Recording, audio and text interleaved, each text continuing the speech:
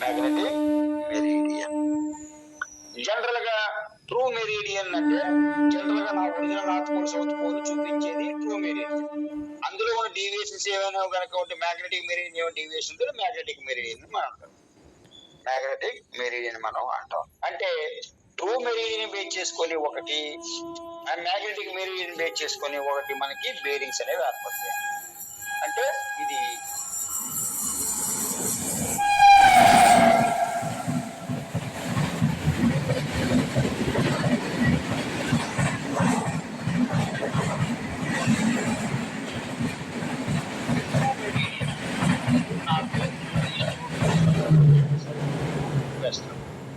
So true meridian.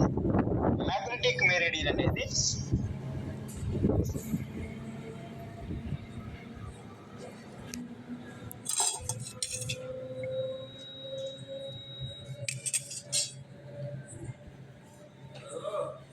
Magnetic south, magnetic west, magnetic east ఇలాగ మనం divide చేస్తాం. So true meridian లో గనక ఏవైనా సరే డీవియేషన్ కనుక వస్తే ఇక్కడ వచ్చేటటువంటి యాంగిల్ ఉంటాయి కదా, ఈ యాంగిల్ మనం ఏమంటాం అంటే ట్రూ బేరింగ్ అంటాం. True bearing. అదే మ్యాగ్నెటిక్ మెరీడియన్ తో గనక డీవియేషన్స్ కనుక వస్తే దీన్ని ఏమంటాం అంటే మ్యాగ్నెటిక్ బేరింగ్ అని అంటాం. Magnetic bearing. True bearing, magnetic bearing. True bearing, magnetic bearing. అంటే మ్యాగ్నెటిక్ బేరింగ్ ట్రూ బేరింగ్ ఎలా వస్తాయంటే ట్రూ ఇట్ మీన్స్ మనకి ట్రూ మెరీడియన్ అనేది ఒకవేళ డిక్లరేషన్ కనుక అయితే అంటే ఇటువైపు తిరిగింది అనుకోండి, ఇటువైపు తిరిగినప్పుడు ఒరిజినల్ దానికి ఇది ఎంత యాంగిల్లో తిరిగింది, ఇది ఎంత యాంగిల్లో తిరిగింది అనేది వచ్చేది ఇక్కడ థీటా వస్తుంది ఆ యాంగిల్, దాన్ని ఏమన్నా ట్రూ మెరీడియన్. మ్యాగ్నెటిక్ మెరీడియన్ అనేది with respect to magnetic meridian అంటే ఆ మ్యాగ్నెటిక్ మెరీడియన్ లొకేషన్ కి అది ఎంత తిరిగింది అంటే ఈ డీవియేషన్ లో ఎంత డీవియేషన్ లో అది అక్కడ తిరిగింది మ్యాగ్నెటిక్ మెరీడియన్ సంబంధించిందంటే అది మ్యాగ్నెటిక్ బేరింగ్. ట్రూగా మనకి ఒరిజినల్ గా నార్త్ సౌత్ పోల్ కి సంబంధించినటువంటి మెరీడియన్స్ కనుక ఉన్నప్పుడు అవి కనుక కరెక్ట్ గా ఒరిజినల్ గా మనకి ట్రూ మెరీడియన్ కనుక ఎంతైతే మనకి తిరిగిందో దాన్ని మనం ఆ యాంగిల్ మనం ట్రూ బేరింగ్ అంటాం. అక్కడ మ్యాగ్నెటిక్ మెరీడియన్ ఎంతైతే మనకి డీవియేట్ అయిందో దాన్ని మ్యాగ్నెటిక్ బేరింగ్ అంటాం. బేరింగ్ అనేది nothing but an angle. Bearing అంటే ఇంకో రకంగా అనుకోకూడదు. బేరింగ్ అనేది డిక్లనేషన్ అయినటువంటి ఎంతైతే డిక్లనేషన్ అయిందో ఆ డిక్లనేషన్ లైన్ కి ఒరిజినల్ లైన్ కి మధ్యలో ఏర్పడేటటువంటి యాంగిల్ నే మనం ఏమంటాం బేరింగ్ అంటాం. దాన్ని మనం బేరింగ్ అని మనం అంటాం. బేరింగ్ అని మనం అంటాం. అయితే మనకి ఈ బేరింగ్ లో మనకి రెండు రకాల బేరింగ్లు మనకి వస్తాయి. రెండు రకాల బేరింగ్లు అనేవి మనకి వస్తాయి. ఆ రెండు రకాల బేరింగ్లు ఏంటంటే whole circle bearing, quadrilateral bearing అని రెండు రకాలు.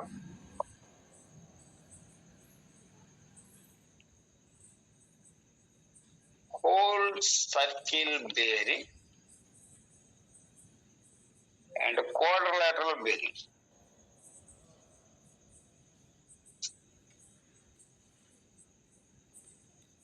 Quadrilateral bearing.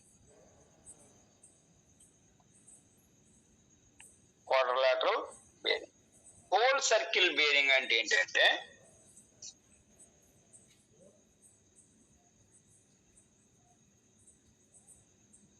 North south east west.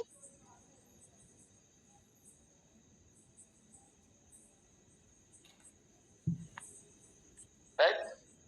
Whole circle bearing ఎప్పుడైనా సరే మీరు హోల్ సర్కిల్ బేరింగ్ చేసేటప్పుడు పక్కాగా గుర్తుంచుకోవాల్సినవి ఏంటంటే రెఫరెన్స్ ఎక్కడి నుంచి తీసుకోవాలంటే రెఫరెన్స్ నార్త్ నుంచి తీసుకోవాలి. రెఫరెన్స్ ఎక్కడి నుంచి తీసుకోవాలి? నార్త్ నుంచి తీసుకోవాలి.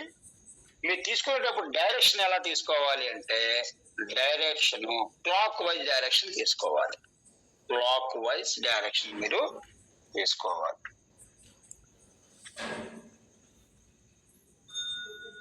క్లాక్ వైజ్ డైరెక్షన్ మీరు తీసుకోవాలి.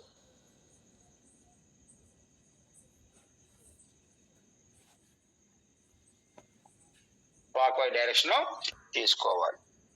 ఈ క్వాడ్రిలేటరల్ బేరింగ్ యొక్క లిమిట్ ఎంత వరకు ఉంటుందంటే, లిమిట్ అనేది ఎంత రావాలి అంటే 0 డిగ్రీ నుంచి 360 డిగ్రీస్ మధ్యలో రావచ్చు.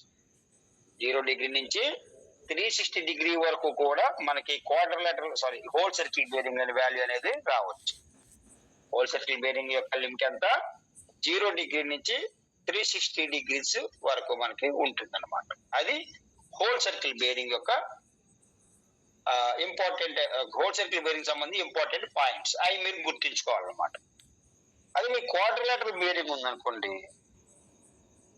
ఇది whole circle bearing. Next quadrilateral bearing ఉందనుకోండి, క్వాడ్రిలేటరల్ బేరింగ్ కి రిఫరెన్స్ అనేది దీనికి కూడా ఎలా తీసుకోవాలి అంటే, రిఫరెన్స్ అనేది తీసుకునేటప్పుడు నార్త్ గాని సౌత్ గాని తీసుకోవాలి. నార్త్ గాని సౌత్ గాని తీసుకోవాలి. NRS రిఫరెన్స్ ఏది తీసుకోవాలి మీరు, నార్త్ లేదా సౌత్ తీసుకోవాలి. మామూలుగా మనకి హోల్ సర్కిల్ బేరింగ్ అయితే మాత్రం పక్కగా మీరు నార్త్ నుంచే తీసుకోవాలి. నార్త్ నుంచి మీరు తీసుకోవాలి. క్వాడ్రిలేటరల్ బేరింగ్ లో రిఫరెన్స్ అనేది నార్త్ నుంచి కానీ సౌత్ నుంచి కానీ రిఫరెన్స్ గా మీరు తీసుకోవాలి. డైరెక్షన్ మీరు తీసుకునేటప్పుడు క్లాక్ వైజ్ తీసుకోవచ్చు, యాంటీ క్లాక్ వైజ్ కూడా తీసుకోవచ్చు. Clockwise or anti clockwise కూడా తీసుకోవచ్చు.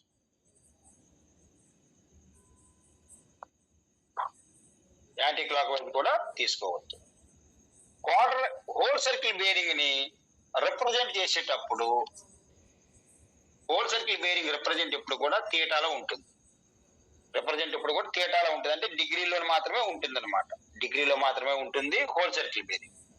అదే క్వాడ్రిలేటరల్ బేరింగ్ రిప్రజెంటేషన్ ఎలాగ ఉంటుంది అంటే, రిప్రజెంటేషన్ ఎలాగ ఉంటుంది అంటే N θ E లేదా S θ E ఇలాగ మనకి రిప్రజెంటేషన్ అనేది ఉంటుంది క్వాడ్రిలేటరల్ బేరింగ్.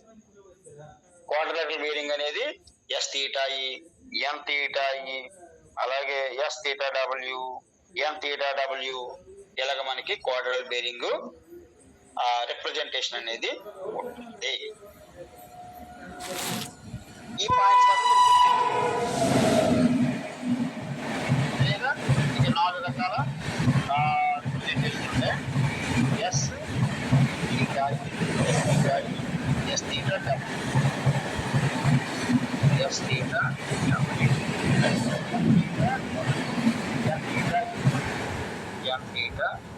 అంటే మీకు అందుకే చెప్పాను, డైరెక్షన్ చెప్పాను.